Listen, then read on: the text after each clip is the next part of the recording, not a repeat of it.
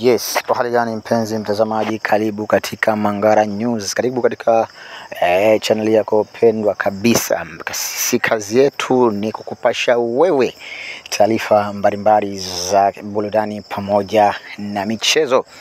Tuna mengi ya kukuambia, tuna mengi ya kukujuza, hususa katika muda huu dirisha la usajili likiwa linazidi kupamba moto. Ikiwa imebaki michezo kadhaa tamati ya ligi kutamatika, ama mwisho wa ligi kuu msimu wa 2024 2025 kuwadia ama kutamatika, basi dirisha la usajili moja kwa moja likiwa limefunguliwa. Yaliyosemwa yamesemwa, yaliongelewa yameongelewa. Basi taarifa ambazo rasmi sisi tukiwa tumedhibitisha katika mamlaka ya kimichezo ama katika duru la kimichezo, kazi yetu ni kukufanya wewe mpenzi mtazamaji na mfuatiliaji wa YouTube channel yetu upate update zenye ukweli na uhakika kwa 100% kabisa.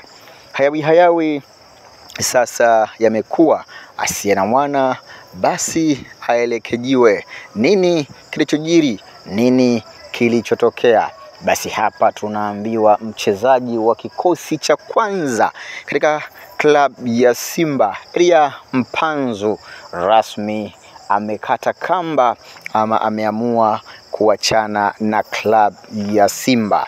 Elia Mpanzu kwa mujibu wa vyombo vya habari tunaambiwa tayari ameshamalizana na uongozi wa Young African. Elia Mpanzu ameupa mkono wa kwaheri ama ameipa mkono wa kwaheri club ya Simba.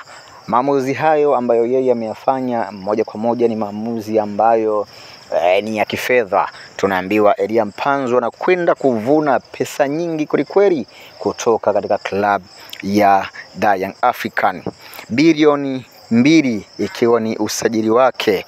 Usajili huo ambao umevunja rekodi, mshahara wa hali ya juu, nyumba pamoja na gari.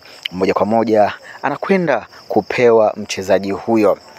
Yanga wameamua kufanya mapinduzi ya soka. Yanga wameamua kuvunja kibubu.